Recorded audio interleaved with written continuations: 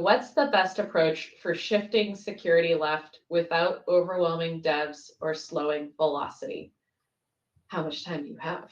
I know. We've got about, 10 minutes or so that we can talk about this question. And I think, Ammar and Katie, you both have very different backgrounds to be able to talk about this and talk about what you've seen people doing. So Ammar, maybe you can start us off.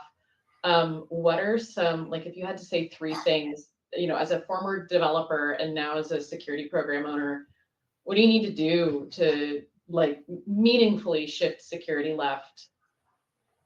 Yeah, so shift security. So I lead DevSecOps for Adobe, so that's my thing. How to shift it left, but it's sometimes it's misunderstood as, hey, developers, do all of it.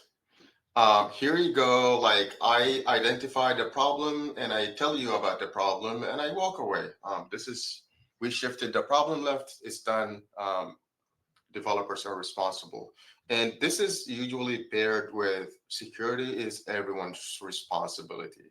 So I slightly disagree with that. I think if you in security engineering or anywhere in security, you should be the person that is to be held accountable for security. So accountability is a big thing. So you can't say security is everyone's responsibility and walk away. HR is not everyone's responsibility. Legal is not everyone's responsibility. There is a specialist and expert. And when you hire a very expensive machine learning engineer, you do not want security to be a big part of their day. Like when you hire them, you do not hire them for security. You hire them for machine learning. So I think we need to be very careful with like just throwing words around this. So I think I've seen multiple iterations of shifting security left, and the incentive and structure for developers need to be right. You should make it so easy they can't say no. Like make them an offer they cannot refuse. And the offer is in the following: how could you just make it where the tool you introduce are not slow and tested and verified? You don't know anything. You just purchase a tool and then put it on CI/CD. That most people, I think, when they think about DevOps or DevSecOps, they think about deployment and delivery in CI/CD pipelines. I think DevOps is more than that. Like you need a continuous security intelligence program. Like you need to understand what's happening all the way to the right to be able to inform you left practices. So you need to talk to your SIM people, your security operations, what they're seeing, and bake that into your shift left strategies. Again, if you need them to do something, make it easy, effective, and delightful.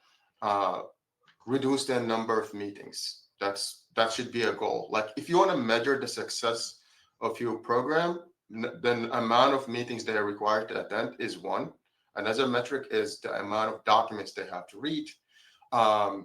And if you could eliminate those using automation, using things that seamlessly integrate with their workflows. For example, all of your developers starting going crazy about cursor, that's where you need to pay attention to. Like 40, 50%, maybe now it's 80% for most organizations. How can I talk to cursors directly now using cursor rules, right? And you have to be smart about it. You cannot bring so many rules that distract the context. You really need to know what you're doing. So go and figure out what is context engineering, understand that, study that. So to really secure a thing, you need to know a little bit about it so you can seamlessly integrate it and just make it so easy. Easy said than done. That's why we ended up with security being somewhat broken in many, like this security opportunity now is huge just because, it's easier to automate things. It's easier to create a workflow. I in short, figure out to make it easy, effective, and delightful by reducing the amount of time, being the experience, the center of excellence as far as security. Do not reflect responsibility and saying security is everyone's responsibility and not bringing something to the table. These are areas where I would start. Yeah, there's two things I would say to that. First, I think I've said it just about every LeanAppSec. Good security is about making the right thing easy and the wrong thing hard. And then the other thing I'll add is, well, I've been here in Raleigh, I got to know the team at Intuit a bit, and they told me about an internal study they did looking at the amount of time their engineers are spending on various tasks. And they found that basically a third of their software engineers' time was spent on what they call outer loop tasks, which are, maintenance tasks. It's upgrading, it's dealing with infrastructure, whereas a third was spent on inner loop tasks. That's the actual writing of the code. And then another third was spent on, architectural kind of work, like things that you do before you start building.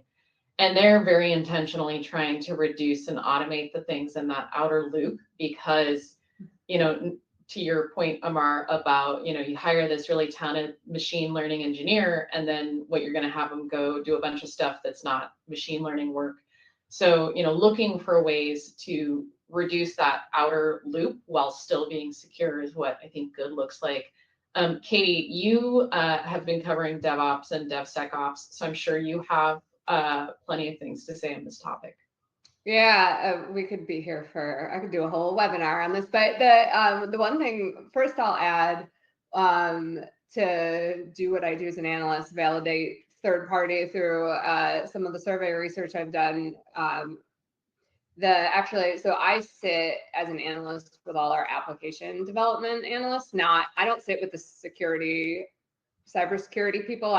So my colleagues in my team are the people that cover developers and open source and testing and DevOps and all of those things. And then I covered DevOps along with application security for the first 2 years that I was here. So I had some unique, my lens on the market's always been from sort of that SDLC perspective rather than from sort of the cybersecurity point of view. And we also found in a survey we did of like over 1,000 developers that it was like roughly 60% we calculated of their tasks were like the feature development, innovative work. So those outer loop and architectural things you're kind of referring to, right? So our numbers were pretty similar to what Intuit found internally. And then the thing I'll say is I totally agree with you on the make it easy. I think one of the patterns that I've seen with platform engineering in organizations is one way that some of this can start to get closer to that sort of more frictionless. Talking about like paved paths, that kind of thing. Yeah, that how organizations are working. Whenever I've done any research on platform engineering, which I've done quite a bit of, the number one thing that always comes up that people are prioritizing with platform engineering is security and compliance guardrails and implementing security tools.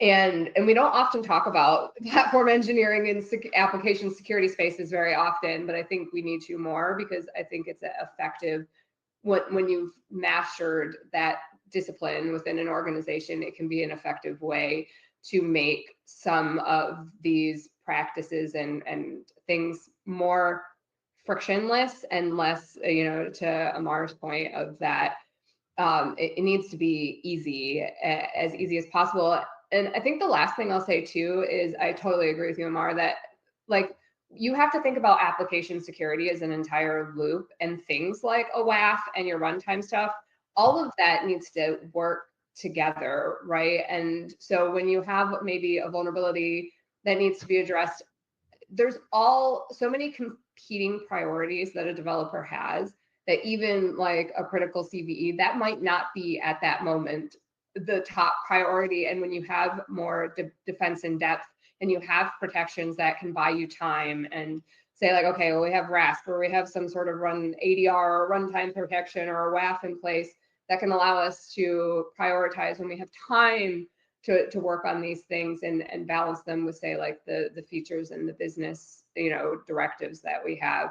That allows everything to feel like less of a fire. So I think it's important that while, I think shift left, and the more you can do things early, I think is the ultimate underlying message there, that like, if there are things, if you can build things securely from the start, it prevents more of those fires from happening and having to be put out. It doesn't mean make developers do all the security, right? Yeah, I'm I sure think that's a everyone bit of a wants to- misperception with shift left, right? That Yeah. just give it to developers. I would be a bad AppSec platform person if I didn't also add that it's really context.